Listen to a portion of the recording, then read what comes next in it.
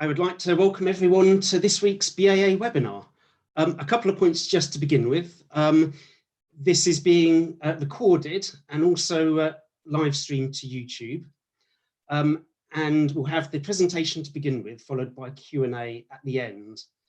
And it's my pleasure to welcome once again Dr. John Mason for the eagerly anticipated part 2 of Sir Patrick Moore, Early Life, Mentors and Notebooks. John was a friend and colleague of Sir Patrick for 45 years and is the trustee and archivist of the Sir Patrick Moore Heritage Trust. So with no more delay, over to John. Thank you. Thank you very much. Well, in a previous webinar, I talked about Patrick's early life from 1923 to 1939. And in this webinar, I'm going to concentrate on the wartime years. Now, just to quickly look back at one or two things which are important about Patrick's early life. I discussed his influences as a teenager, that he'd become interested in astronomy at the age of 6 when his mother had bought him a small book by G.F. Chambers on the story of the solar system, and he was hooked. And he was an incredibly dedicated individual and very passionate about astronomy from a very early age. When he was only 11, he obtained his first telescope, a 3 1/8 inch refractor, a Broadhurst-Clarkson instrument. And you can see it here in the garden of the house at East Grinstead, where Patrick and his family moved in 1929. Now, of all the influences in Patrick's early life, William Sadler Franks was very, very important. Franks was a well-known astronomer. He was a very experienced observer, and he was extremely disciplined in logging and recording all of his observations in hard-bound notebooks. And this was a discipline and a skill that Patrick inherited from Franks and carried out throughout his life. Now, Franks was the astronomer in charge at the Brockhurst Observatory, which was also in East Grinstead, in the grounds of a large country estate owned by a wealthy businessman, F.J. Hanbury. When Franks unexpectedly died in 1935, shortly afterwards, Hanbury invited Patrick to look after the observatory. It was one of these things where Hanbury would have guests to dinner and would take them down the garden, a very large garden, I might add, to the observatory to show them a few things through the telescope, and Patrick was the person responsible. So he became an observatory director at a very young age. Now, this picture of Patrick, which is from May 1939, just a few months before war broke out, shows Patrick at the age of 16. With the outbreak of war and the death of Hanbury, the Brockhurst Observatory fell into disrepair. Patrick did try to buy the wonderful brass Cooke refractor that was in the observatory, but was unable to raise the money to do so. And so his subsequent observations throughout the wartime years were carried out either with the naked eye or binoculars, or with his trusty 3 1/8 inch refractor. Now, when war broke out on the 3rd of September 1939, Patrick, who kept diaries like this throughout his observing career, this is what he wrote on that day. I'm going to use a torch because Patrick's writing has faded over 40 years and my eyesight is not what it was. 1939, September the 3rd, the beginning of the Great European War. Consequently, there is going to be a permanent blackout, which may be helpful for observations. So he's looking at the positives there with the outbreak of war. Now, in 1940, Patrick made a series of observations of the planet Saturn, but I've put the observation that he made in 1940 and late 39 with the ones that he made previously. So here is a whole series of drawings beginning in October 1935 when the rings are closing, and then we have the edge-on ring perspective in late 1936, very early 1931, and then the rings are slowly opening again. And you can see that by 1940 September there, you can see just about a year after the outbreak of war, the rings are now opening rather nicely. So Patrick is making these drawings with his fairly small telescope, but he's beginning to refine his craft as an astronomical observer and draftsman. Now, in the early stages of the Second World War, the government set up the Local Defence Volunteers, or LDV, but the name was very quickly changed to the Home Guard. And Patrick, as a youngster, only, of course, 17 years old, was enrolled into the Home Guard. And here you can see Patrick in that time, in 1940, in his Home Guard greatcoat, part of the East Grinstead platoon. Now, his father, who was a military cross-decorated veteran from the Great War, became the platoon commander. And there is Patrick on the left with his father, Charles Trushell Moore, on the right, the platoon commander. And I'm instantly reminded of Private Pike and Captain Mannering. And whether their relationship was anything like that, I really have no idea. Now, Patrick was not only in the Home Guard, but they very quickly realized, the local people in charge of the Home Guard platoons, that Patrick had a great knowledge of the night sky, and this was going to be extremely useful. So even from this early stage, Patrick would go round to other platoons in the area and give talks about the night sky. They were interested in what people might see in the night sky that they might mistake for a flare or something that would indicate a German bombing raid. And so Patrick's knowledge and skill was widely sought. He became also an ARP, checking that the blackout was enforced throughout East Grinstead. Now, an interesting event occurred in October of 1940. And I want to read from Patrick's notebook because it's quite interesting what it says. 11th of October 1940, inspected a crater caused by a German bomb that fell last night in a field about 500 yards from the Brockhurst Observatory. I'm sure the German radio will claim that it fell on an important military installation. The crater is about 12 feet in diameter and 8 feet deep, really rather like one of the small lunar craterlets. When it fell at 2 a.m., it made a great explosion, heard for many miles around. I took 4 photographs of the bomb crater. Now, what is interesting about that statement is that not much later, in the later part of the war, Patrick would say at a meeting of the British Astronomical Association in London that he was firmly of the opinion that the lunar craters were largely volcanic in origin. And this was a view that he held for most of his life. And yet, in October 1940, he had stated quite clearly that the crater he had seen had been proved and caused by an exploding German bomb. And of course, we now know that most of the lunar craters are of impact origin. And it's interesting to know why Patrick, having got that early heads up on the formation of craters, formed such a very widely different view.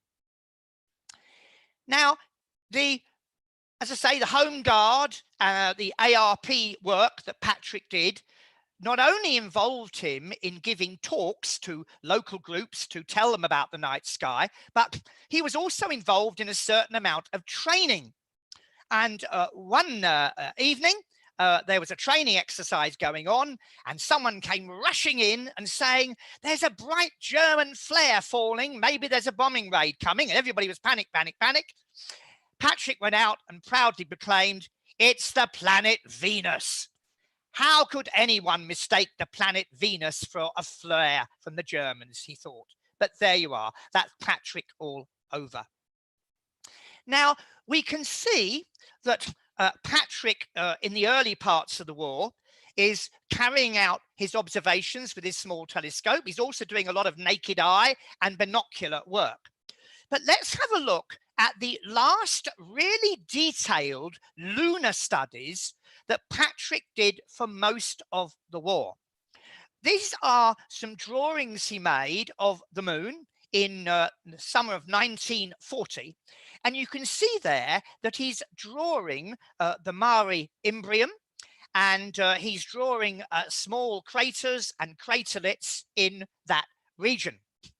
And he also, you can see also later in 1940, he's doing some much more detailed drawings. Over on the right there, you can see some really beautiful sketches that he's made of the area between Ptolemais and Walter, and showing quite a lot of the larger craters and the smaller craters and craterlets. Again, he's beginning to learn more about the skills of becoming a good astronomical draftsman and turning what he sees through the telescope into a very fine sketch. You'll also notice the copious notes that he makes. This again is a skill and a discipline being inherited from the great W.S. Franks. And Patrick there is noting lots of different things that he's seeing in those lunar features. And this was, again, very important. You can see in the previous example where I showed you the sketch of the Mare Imbrium, again, on the left there, he's got lots and lots of details about the appearances of craters, about ray structures, about features that he can see, both bright and dark features. And this is part of Patrick learning his way around the moon. And as we know, the moon was going to become his great passion, and he was going to be director of the BAA lunar section for many years in later life. But here we're seeing that he's building the skills of a great lunar observer and the knowledge of the lunar features. Now, on the 1st of January, 1942, Patrick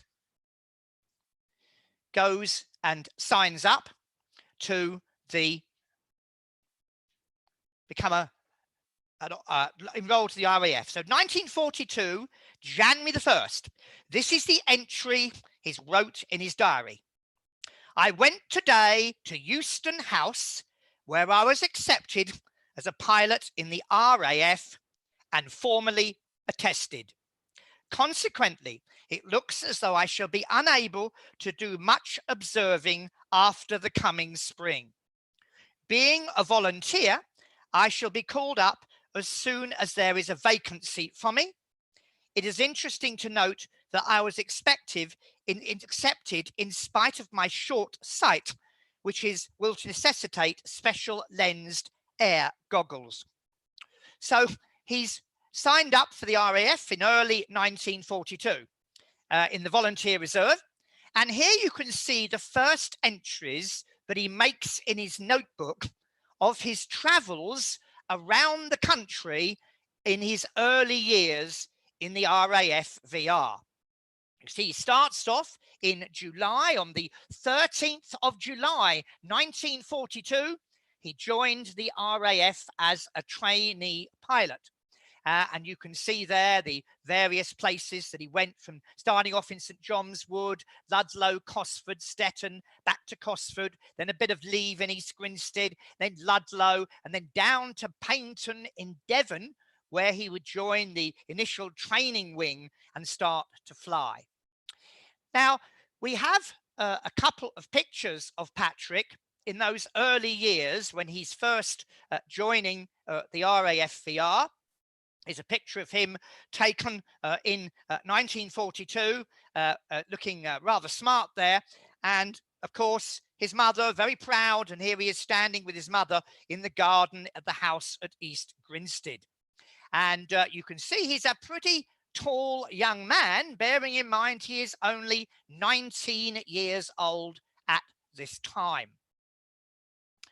Now, Patrick went down to Paignton, as I said, in the autumn of 1942, and he kept a series of small notebooks. They were the sort of notebooks which I used to use at school for spelling and vocabulary. I'm sure those of you who are a similar age to me will know the sort of notebook I'm talking about. Well, he kept these throughout the war. There were 3 of them.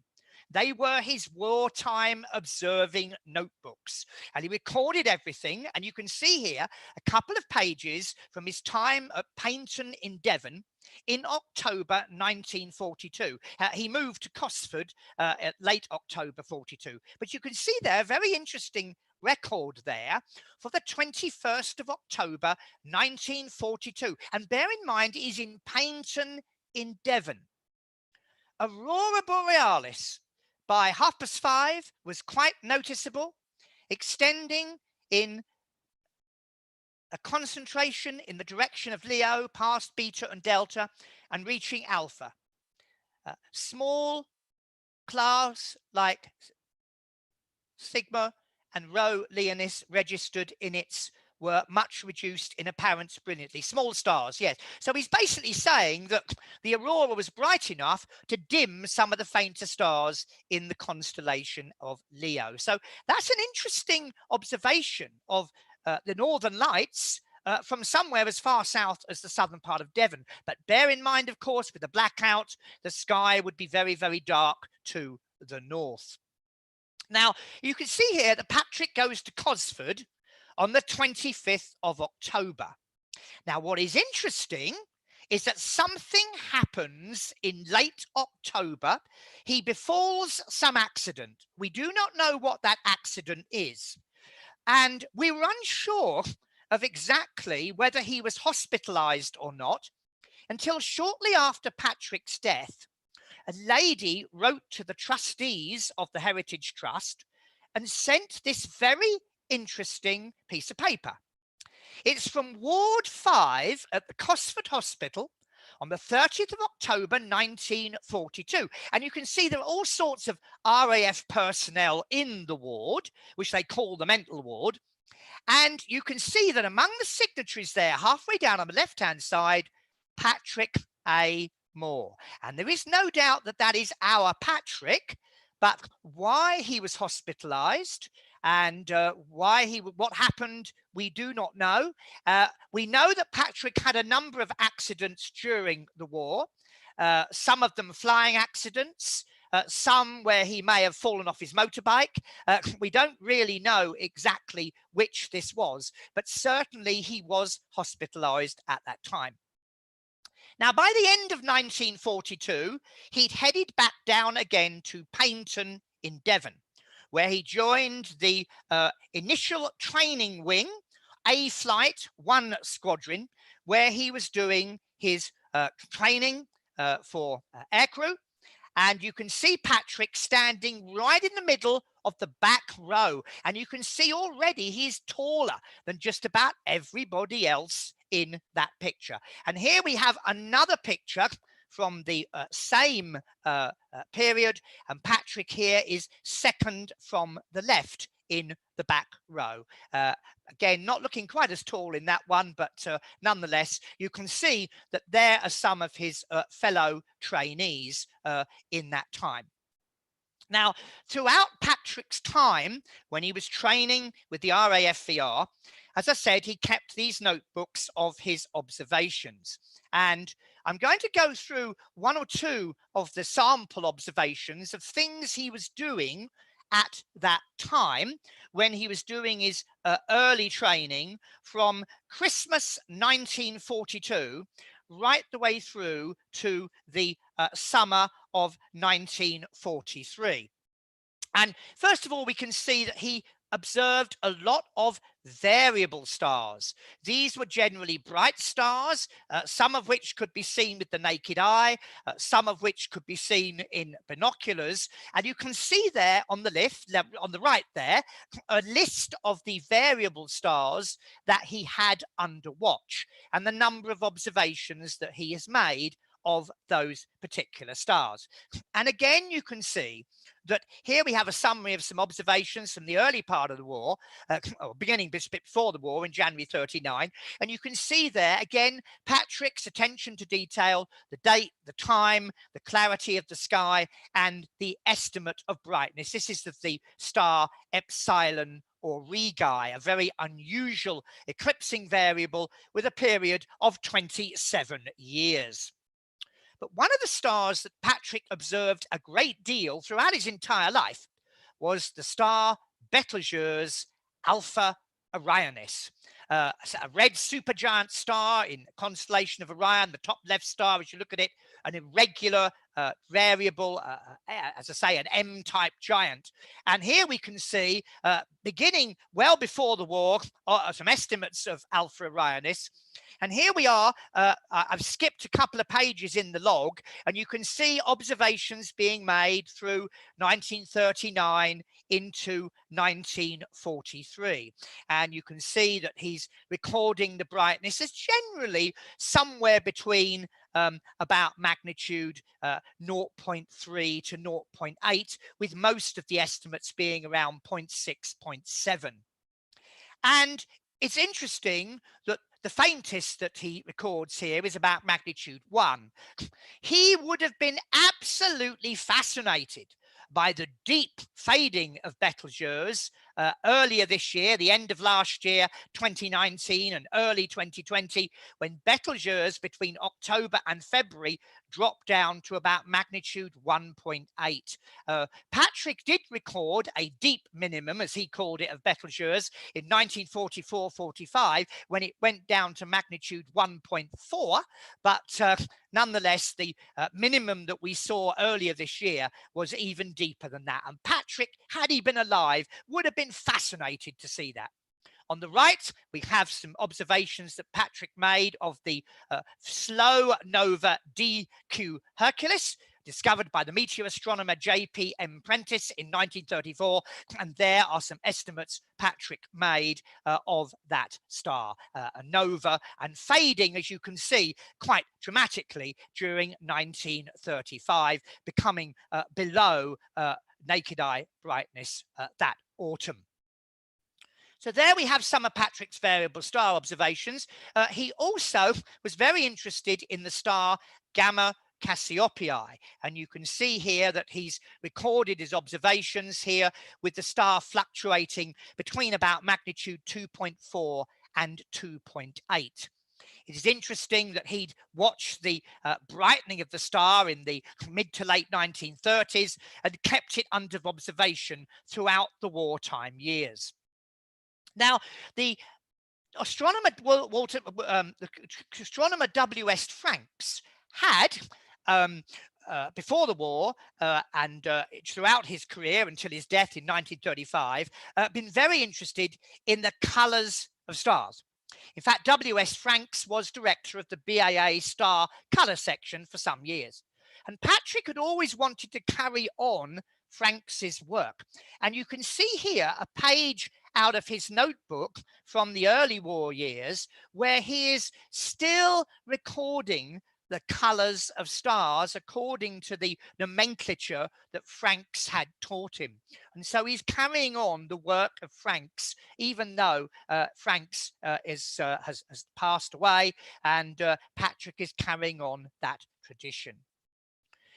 Patrick made few planetary observations during the war. I've already said that his lunar observations were few and far between once he was called up for the RAF.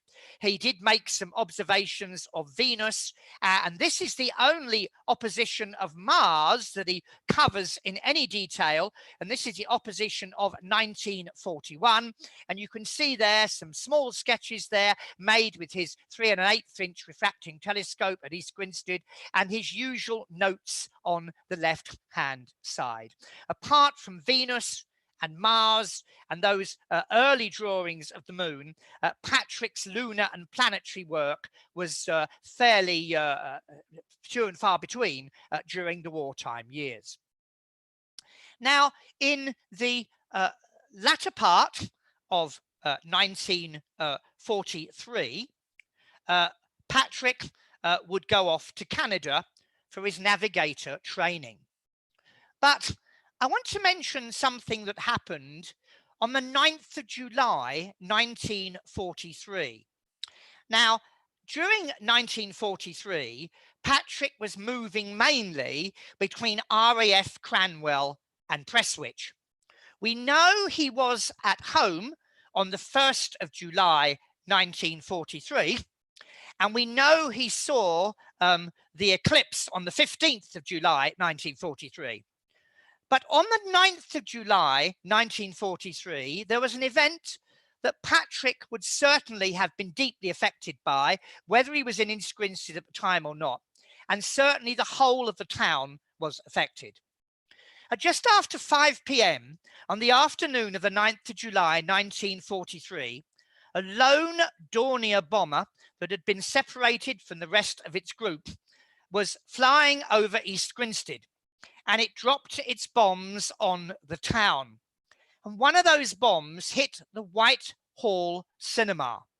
Now, that afternoon, 184 people were in the cinema watching a movie about Hopalong Cassidy. It was a very wet and dreary afternoon, and so a lot of people had gone to the cinema, including a large number of children. Tragically, 108 people died and 235 were seriously injured. Out of a population at the time of just 8,000, it was an incredible blow to the people of East Grinstead. And there is no doubt that Patrick would have been affected by it. His family would have lost friends, neighbours, as indeed everybody did in the town.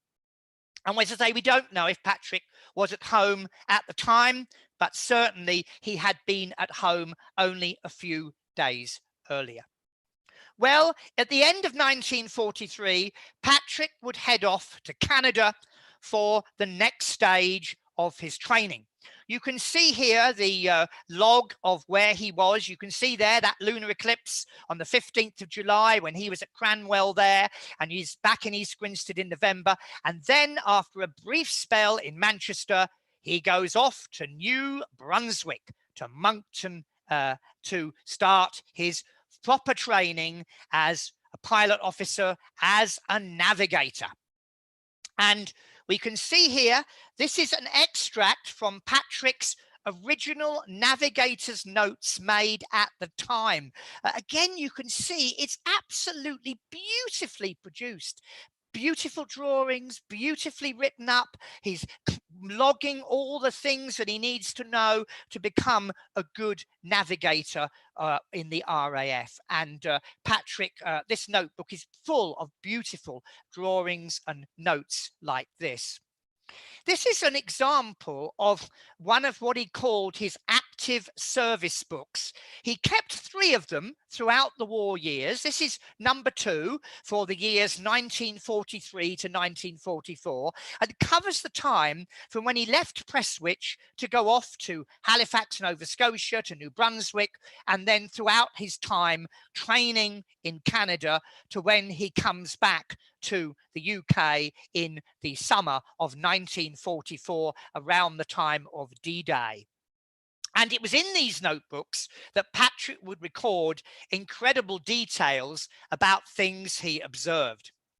Now, of course, flying in northern Canada, here's the other part of the notebook taking us into the summer of 44. And on the right there, you can see all the different addresses that he held in the various places that he went. And there we can see the Canadian addresses there at the end of 1943, early to mid 1944. Well, of course, in northern Canada, you're going to be able to make lots of observations when you're at flying altitude. But Patrick, of course, as the first or the second navigator, occasionally the wireless operator, had to keep a flying log. And this is an extract from his flying log from Mount Hope in Hamilton. And you can see that he's qualified as a wireless operator in 1943, November 17th, and he qualifies as a solo wireless operator in 1944, February 25.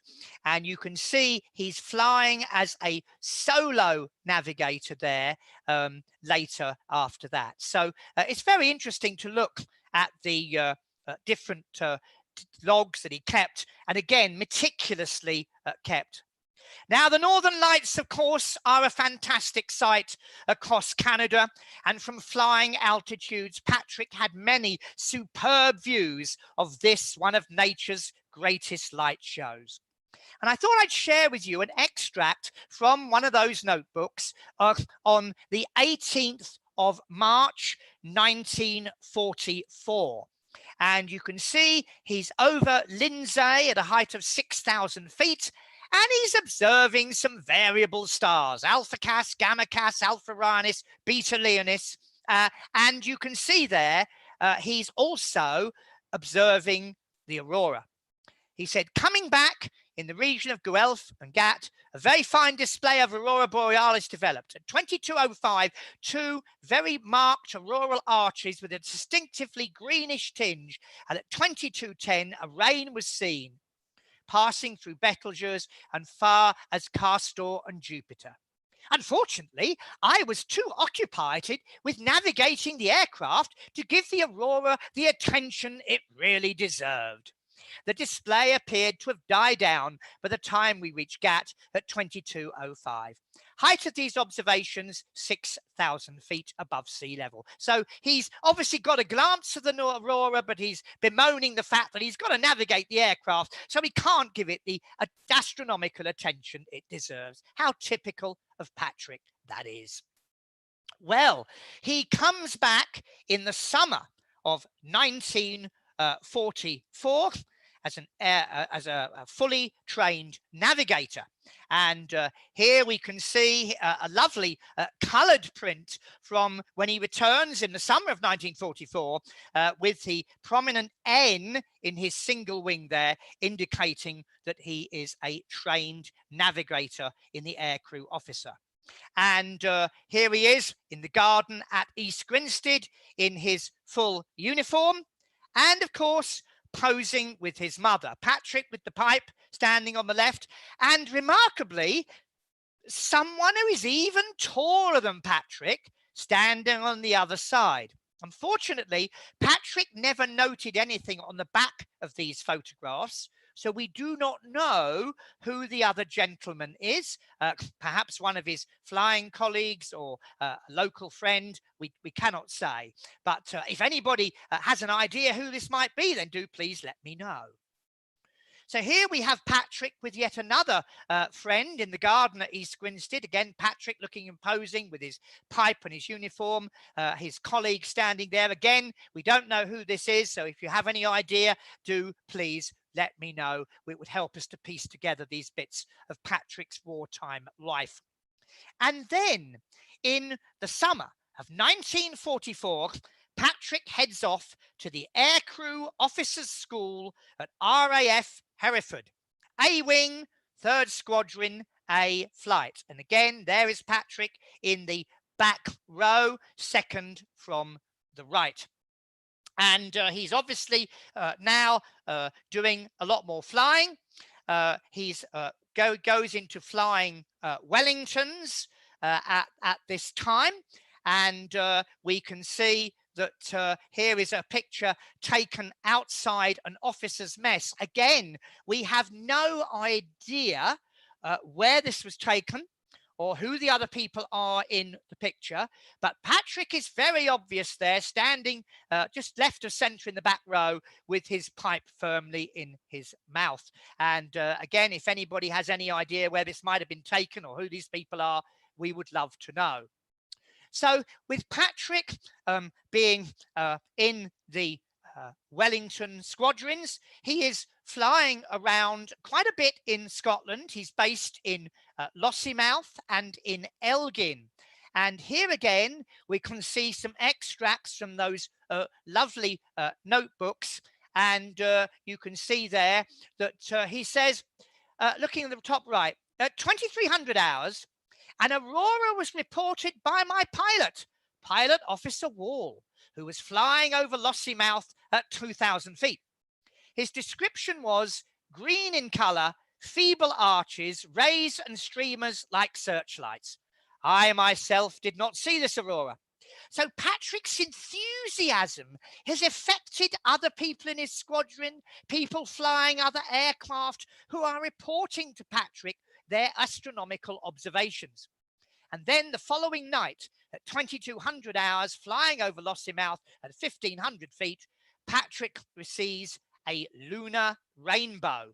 And again, seen by myself, the pilot officer Wall, and the rear gunner, Sergeant Region. And a continuous band from horizon to horizon, but no detectable colour. So again, great detail from Patrick, great attention to recording the dates and times and where he is when these events are occurring. But the real thing is, he is basically encouraging other people to report what they see. So there we have one of these lunar arcs with, one of these auroral arcs with the narrow rays pointing up towards the zenith, as Patrick might have seen it over Lossiemouth in March 1945.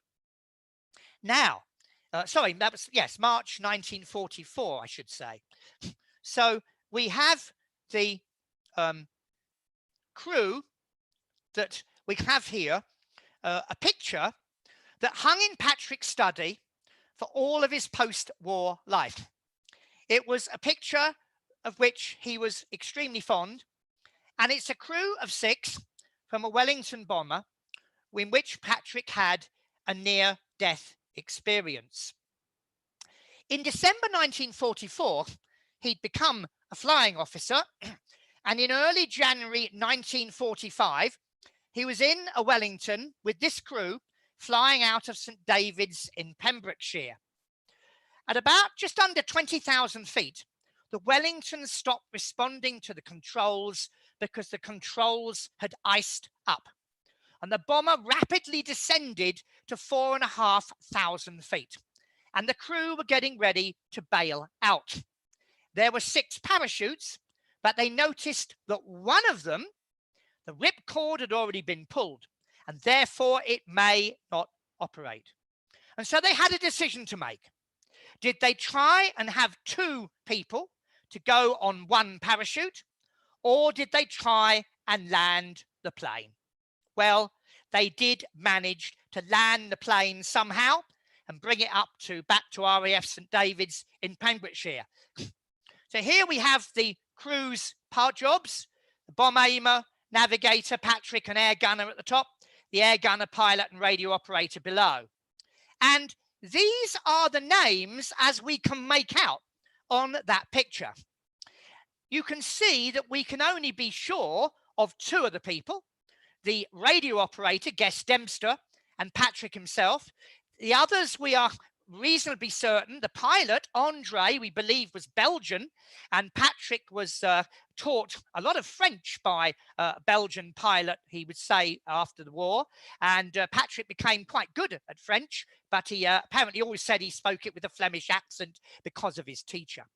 So most of these people, if not all, are almost certainly dead by now. They would be in their late 90s, any who are still alive, but they would surely have relatives who are still around.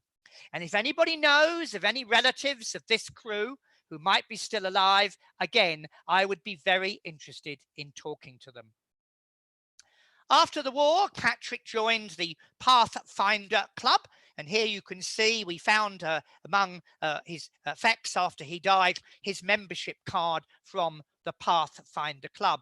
And after the war, he published a paper in the BAA journal in which he showed the deep minimum that he had recorded of Gamma Cassiopeiae. The star had brightened in the mid-1930s, reaching certainly above magnitude 2. Some people say about 1.6, 1.7, and then it faded dramatically to third magnitude during the early part of the war in 1939-40, and then slowly pottered about back to 2.9, but in every case still being fainter than Delta Cassiopeiae, which was the comparison star that Patrick was used. So Patrick summed up all of those variable star observations. He kept observing Gamma Cassiopeiae throughout the wartime years, and there is the paper he published. Now, in the 3rd of October 1945, after the war was over, Patrick was demobilized from the RAF. He officially left on the 5th of December 1945, but he was recommissioned as a pilot officer training on the 13th of June 1946. And this is the ATC, the Air Training Corps in East Grinstead, where Patrick, and you see him sitting there in the front row, is the acting pilot officer training. And he held that training post until the 5th of September 1947. Well, after the war, Patrick would become a teacher for a short period of both history and French, but his teaching career didn't last that long, and eventually he took up writing. And here we can see a picture of Patrick in the early 1950s, looking quite a dashing gentleman there. And of course, not only did he become a very well-known writer during the 1950s, he also became a radio broadcaster. And then in the December of 1956, he would make his first foray into television, producing a program called One Pair of Eyes, in which Patrick would interview a number of so-called independent thinkers. A polite way of Patrick saying crackpots, I think. But he did such a good job on this program that the BBC spotted him and decided that he would be the person to front a monthly program about astronomy. And this became The Sky at Night, a program that Patrick would present from April the 24th, 1957 until his death in December 2012. And here you can see him on an early set in Lime Grove with the planisphere backdrop that they had in those early days. And this was eventually replaced by an orrery, which would introduce the program. But Patrick apparently lent it to the two Ronnies for a sketch, taking basically the mickey out of Patrick and the Sky at Night team. And apparently they dropped the orrery, and it was never the same since. So there we have the man who became a household name, who became the voice of Apollo for the BBC, who became someone we all knew and loved. But first and foremost, he was an observer. And all of that work that he carried out throughout the wartime years, using nothing more than the naked eye, binoculars, and occasionally his small telescope, stood him in very good stead for those later programs. Patrick knew what he was talking about, and that came over. Also, he was an enthusiast. That enthusiasm had begun in the early parts of the war when he would go round other Home Guard platoons telling them about the night sky, and that infectious enthusiasm would rub off on other air crews in the squadrons he flew with during the war so that they would make observations on his behalf. Patrick Moore, what an incredible character. Thank you for that fascinating talk, John. I'm pleased to say we've got about 135 people watching across Zoom and YouTube, listening to learn about Patrick. Excellent. We'll kick off the Q&A in a moment, and everyone who's on Zoom can do that. There'll be a button at the bottom of your screen if you move your mouse around for Q&A, and you can type in there to ask questions. And also, just to advertise, we're doing these webinars every Wednesday at 7 p.m. And next week, we have Lynn Smith, the director of the BAA solar section, talking about the solar cycle.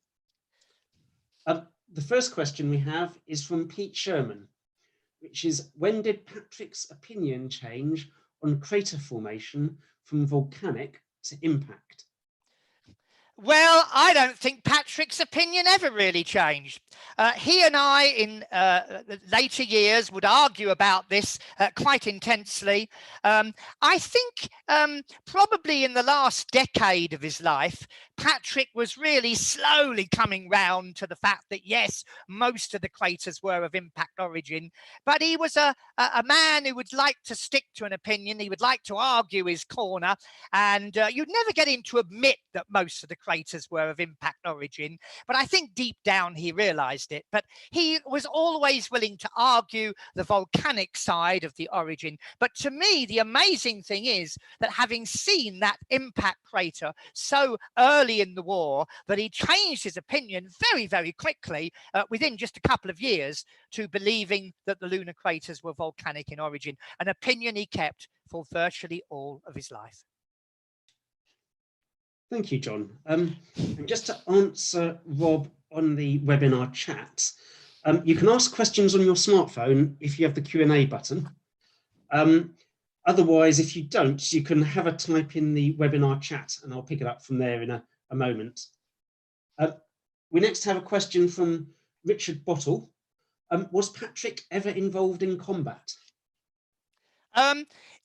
Patrick was always very cagey about his wartime years. He certainly flew Hampdens, Whitleys and Wellingtons, and he was certainly involved in a number of raids, although exactly what the role of his particular aircraft was on those raids, we don't know. He certainly, when he was stationed in Scotland, carried out patrols over the North Atlantic, looking for U-boats threatening convoys. He certainly trained for the dropping of window, which was metal foil used to confuse the German radar. But unfortunately, even the trustees and executors of Patrick's estate cannot have access to his full wartime record until 2037. Now, I shall be 83 years old. I hope to still be around. And if I am, I shall look at that with great interest, and then I'll be able to answer that question in more detail. So shall we put that webinar in the diary then? Yeah, why not? We next have a question on the chat, which is from DJ STR, which I imagine is short for someone. And it says, many thanks, John. What do we know about his fiancée who was killed by a bomb? We know very little. We do not know anything really of Patrick's relationships during the war. He undoubtedly had relationships with people, young women during the war. He was a very charismatic, very good looking young man. And there's no doubt that he would have had relationships with women during the war. We don't know about his fiancée. There are a number of possibilities. People have suggested that maybe a young woman that he knew, an ambulance driver, a little bit older than him, was actually killed in the cinema bombing in East Grinstead in July of 1943. But again, we can't say. And Patrick was very tight-lipped about all of this. And so we have absolutely no knowledge of who she might have been or anything about her at all. All gone very quiet. Yes, just seeing what other questions we be getting in. Not sure on this one, which is from Neil Jablonski. I'm not sure if you can actually answer this, which is why did Can't I say so? Why did Sky at Night magazine seem like it was the end of the world when he died?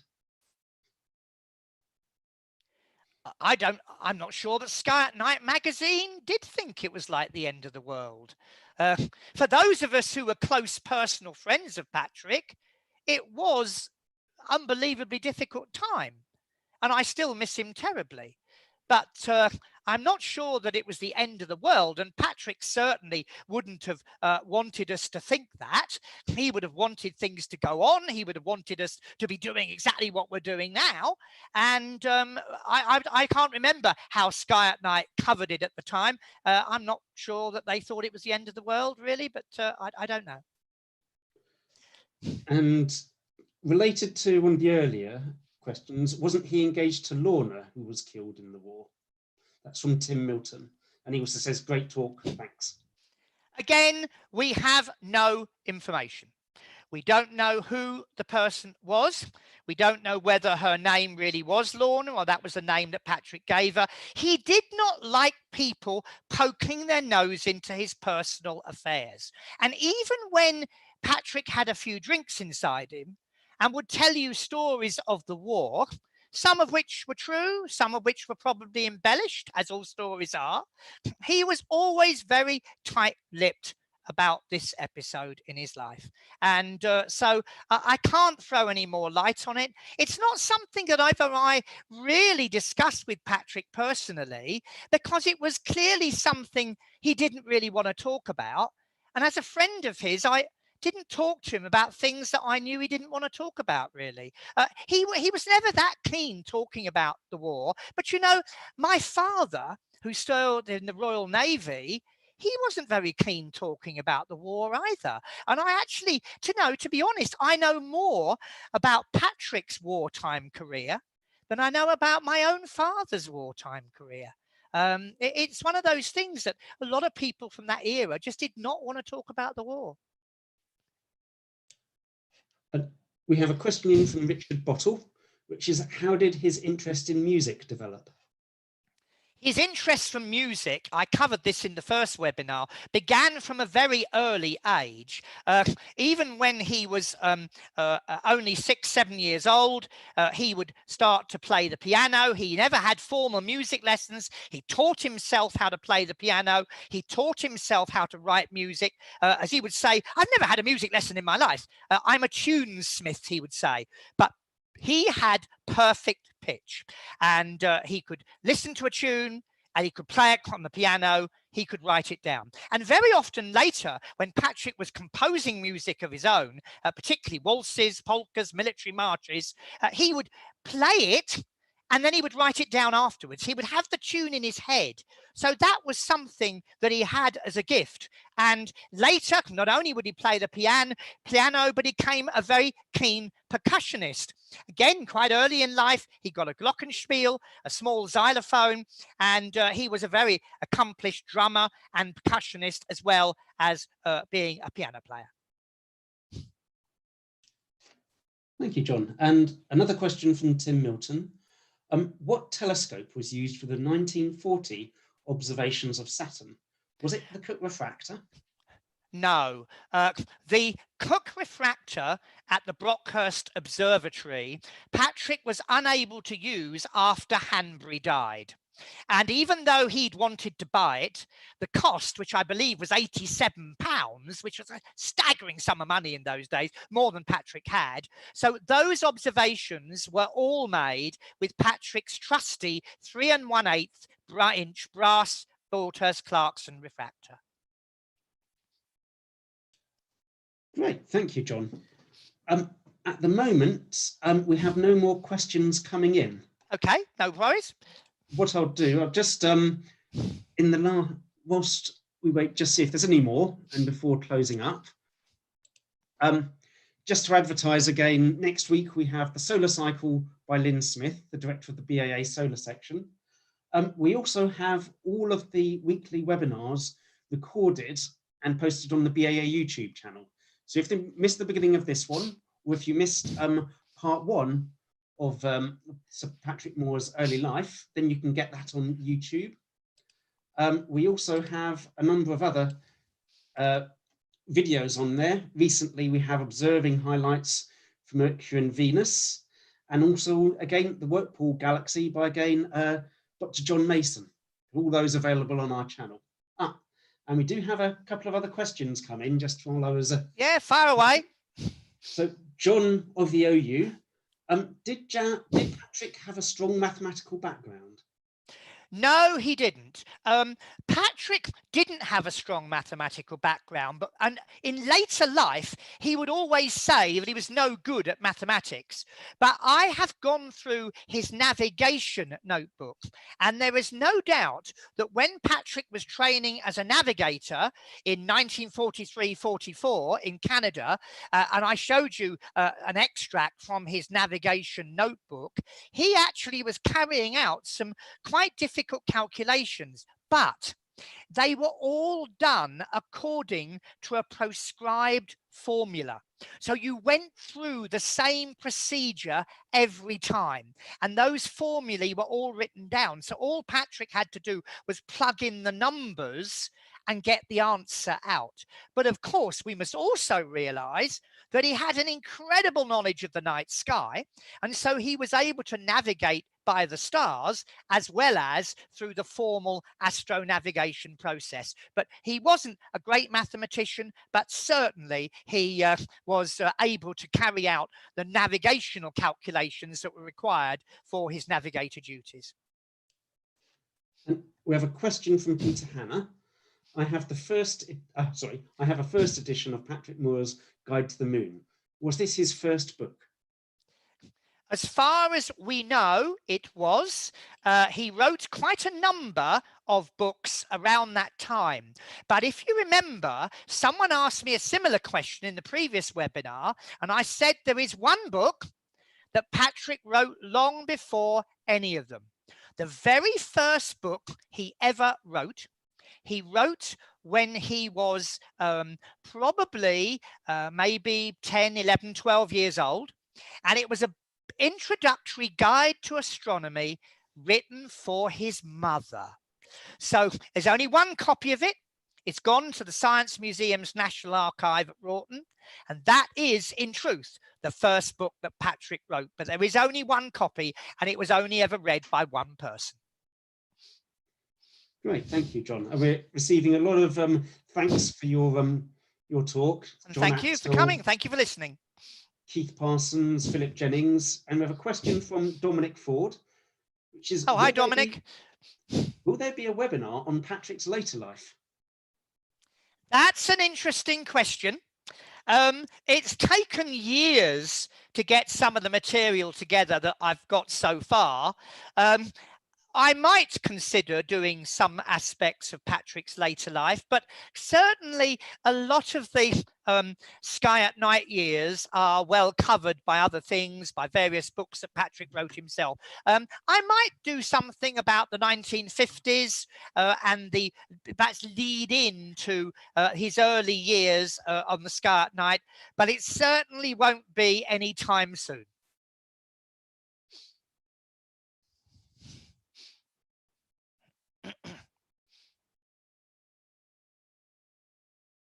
Is that the lot, Andrew? The mute, when I clicked mute, it didn't unmute. So we have another one, which is from Helen of Sigma. It's Rona Fraser message. Hello, Rona. Nice to hear from you. And yes, from Helen of Sigma in Moray. What prompted him to create the Caldwell catalogue? I think the fact that he'd always been aware that there were a lot of interesting, fairly bright, deep sky objects that were not in the Messier catalogue. And so I think he was already of the idea, but it was Stephen James O'Meara and Leif Robinson of Sky at Telescope magazine who finally persuaded Patrick to produce the Coldwell catalogue. It was something that he always had a mind to do and something that he'd always thought about doing, but never really got round to it. But it was the urging and encouragement of Stephen O'Meara and Leif Robinson that led Patrick to create it. Thank you. That would appear to be the last of the questions. I'm just have a quick look at the chat just to make sure I wasn't missing anything there. Not a question, but just a comment from, I can't see his second name, but Mark, saying a very enjoyable talk. Thanks from Hertfordshire. I was interested in that Patrick was based in Credenhill, Hereford, which is now the SAS base. Indeed it is. It's an RAF base then. And Keith Pearson says he's looking forward to part 3. He may have to wait till a long time. I suspect it won't be during the coronavirus outbreak. I very much hope that we'll be through this, but there's no reason why I can't do a webinar when things are back to normal, and I'll be very pleased to do so if people want me to. We look forward to that, John. and in much happier times, let's hope we have some good webinars, which I'm sure we shall. Yeah, I'm sure we should keep up doing it. Great. Well, thank you very much for attending, and thank you to Dr. John Mason again for giving the time to give us this fascinating talk on Sir Patrick Moore. I hope to see many of you again next week. Goodbye for now.